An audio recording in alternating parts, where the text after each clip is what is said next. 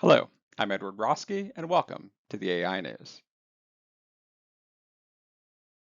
We're here for those intelligent people who only have time to deep dive into AI for a few minutes every so often, but always want to look smarter than they are about AI. We'll start with what's new in the technology side of AI. We already have Perplexity Comet in the browser wars. Google has started adding Gemini to their browser, and on October 21st, OpenAI entered the draft with Atlas, a web browser with ChatGPT built into its core. That is not a plugin, that is not an add-on, literally at its core. Atlas from OpenAI has browser memories that learn how you work and an agent mode that completes tasks for you automatically. It is running on Chromium, which is basically Chrome. So all your favorite sites work, but the browsing experience is AI native. OpenAI is betting that AI first browsing will make whatever you're doing on the browser better because it has full context on what you're doing on the web, which might actually be kind of scary. Moving on. OpenAI completed its for-profit status dance and also changed its relationship status with Microsoft and its nonprofit parent from it's complicated to it's really, really complicated. OpenAI, the Frontier Lab company, is now a for-profit company officially. The new structure gives OpenAI more financing flexibility while preserving Microsoft's commercial rights. Essentially, they restructured OpenAI into a public benefit corporation, with Microsoft owning about 27% and a new OpenAI Foundation, which is a nonprofit, owning about 26%. Microsoft keeps sales rights and gets some long term Azure commitments, but loosens its exclusivity terms. Some of you might remember that OpenAI's relationship with Microsoft changes substantially if OpenAI themselves decides AGI is achieved. That is now going to be done by an expert panel, theoretically independent. Various special clauses will happen if they do get to AGI. As a reminder, AGI is artificial general intelligence. Now, nobody is quite sure what AGI actually means beyond the letters it stands for. But for the sake of expediency, I'm going to declare it to mean when AI can equal the intelligence of the average human. Who knows what that panel is actually going to come up with? Microsoft holds the research IP, so even models haven't been fully sent out to the public yet, through 2030 or through AI designation. Microsoft will also hold some rights even beyond that through 2032 to some models and some products, even if OpenAI does achieve AGI. Sam Altman decided to tweet about how ChatGPT was trying to improve how it deals with mental health and that it would have a better, more human personality. His quite long tweet, that I'll show you in a second, also mentioned that ChatGPT would soon have age verification, and at the very, very bottom of his long tweet, he casually mentioned that they'd be allowing erotica in ChatGPT. And so all anyone was talking about was the erotica, because erotica. So here's the exact tweet. So you can see it talked about a whole lot of other things. Going to the erotica part, Sam said that ChatGPT will allow erotica for age verified adults starting in December of 2025. The change is framed as a treat adult users like adults, and it's tied to the new age gating and some well being safeguards. What is still off limits is anything involving minors being able to see any of this content. Anything non consensual, anything exploitive, sexual violence, a few other things are all prohibited under OpenAI's usage.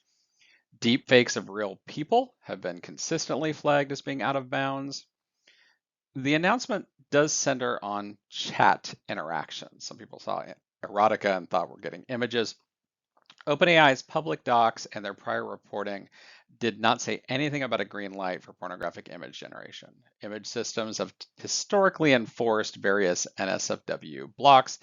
Expect any relaxation, if it does come, to be a whole lot slower and also age gated. That said, Sam has said in the past that they don't do not suitable for work image generation. Someone else far less scrupulous will. And it's already happening on the darker sides of the web. So speaking of age gating, the majority of Character AI's customer base is under 18, so they're blocking them starting November 25th. This is in response to several lawsuits over child safety, including a mother who said that one of Character AI's chatbots, Danny, named after Daenerys Targaryen, pushed her 14-year-old to commit suicide. Suicide and teen addiction to AI is resulting in state and national laws too. California has passed SB 243 to mandate rules around companion AI, particularly around minors. For instance, if the user isn't an adult, the AI must say at least every 3 hours that it's AI generated and that the user should take a break. Italy, perhaps irritated that part of the United States was attempting to outregulate the EU, has just age limited access to AI so that anyone under 14 must have parental consent to use AI at all. More to come on this one as more and more youth are looking for someone to talk to, and they're turning to AI to find it. Google.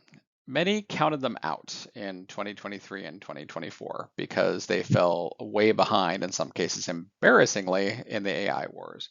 But you should never count out one of the five most valuable companies on earth.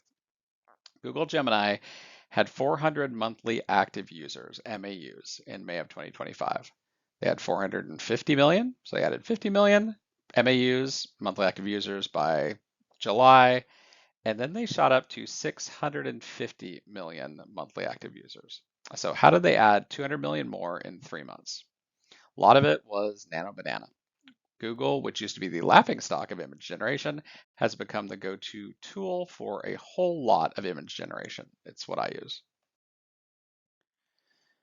Anthropic's Claude has added skills so that you can reuse instructions, kind of like their mini apps, and they take up very little RAM. So instead of reprompting every time, you build repeatable workflows for things like newsletters or slide styling or resumes. I've been using this extensively. I've created skills just for me, like News Aggregator and Presentation Builder, which I use to help me prepare this news briefing. It cut hours off the normal time it takes me. Basically, I have to verify its work, decide which stories are the most important, and then I get to record. This arrived October 16th on Claude.ai. Paid tiers can use even file creation and editing.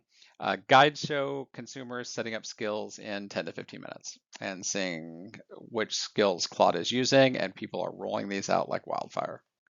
Anthropic also launched Claude for Financial Services, which lets you connect real time to stock tickets, run analytics on your portfolio, build cash flow models, pretty much anything somebody with money in the stock market might want to do. But what's really cool, and kind of buried in the announcement, is that there's an Excel add-in that lets Claude work inside Excel, this cool little sidebar thing. It can tell you how your spreadsheet works, it can modify the structure and format while preserving your formulas. If your formulas aren't working, it can debug them, it can fix them. It even builds brand new spreadsheets right inside of Excel with really impressive multi-tab nested formulas. At the moment, Max Enterprise and Teams users of Claude are allowed to test it in a research preview, and they're going to roll it out to more users shortly. Claude has also finished rolling memory out to all the paid plans. Anthropic was a little late to the memory game, but their interface for editing your memories is, in my strong opinion, better than, say, OpenAI's ChatGPT. One of my favorite features is distinct memory spaces. So you can separate, say, your work memories from your personal memories, from the memories you're comfortable with your spouse seeing. Maybe at work you're working on different projects. You can actually keep those memories separate. Seems like just a couple months ago we talked about Nvidia hitting a $4 trillion valuation. Now they've hit a $5 trillion valuation. That is more than the annual GDP of every country on Earth except the US and China. Nvidia now makes up 8% of the valuation of the entire S&P 500 stock index. It is by far the most valuable company on Earth. Nvidia is more than $1 trillion ahead of the closest company behind them. So, fun side note, of the 15 biggest companies on Earth by market cap, at least as of the end of October 2025, all but two are American companies. The two that aren't are Saudi Aramco at number 7, and out of Taiwan, we have TSMC, another part of the AI ecosystem, at number 9. China's most valuable company, Tencent, only has a valuation of 728 billion. That does earn them number 16 on the list, if you're curious. So why is Nvidia valued at $1 trillion+ more than the closest company behind them, Microsoft? Well, because in the AI race, they're as close to a monopoly as exists in the modern world. So for the past 2 years, getting GPU access has been kind of like securing oil reserves from OPEC. They kind of want to hold on to them. NVIDIA has a stranglehold, and that changed in October. OpenAI and AMD announced a multi-billion-dollar partnership. OpenAI gets warrants on up to 10% of AMD shares, and AMD gets to deploy their Instinct GPUs starting late 2026. This is around 6 gigawatts of infrastructure. AMD stock jumped 34% in a single day, which added 80 billion to their market value. It's not just a business deal. It's the first major crack in NVIDIA's dominance. And OpenAI isn't alone, because on October 24th, Anthropic signed their very own multi-billion-dollar deal, this time with Google, for access to up to 1 million tensor processing units. That's TPUs. That is over a gigawatt of capacity coming online also in 2026. AI companies are now competing to secure compute capacity, same way nations have competed for natural resources, especially rare earth minerals and metals. The subtext here is clear. Whoever controls the chips controls the future of AI development.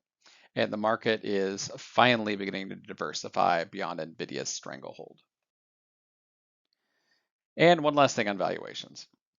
OpenAI does seem to be laying the groundwork for an IPO in 2027 or maybe even late 2026. Speculation is that their valuation will be over 1 trillion, making it more valuable on the day it becomes publicly traded than, say, JP Morgan or Walmart.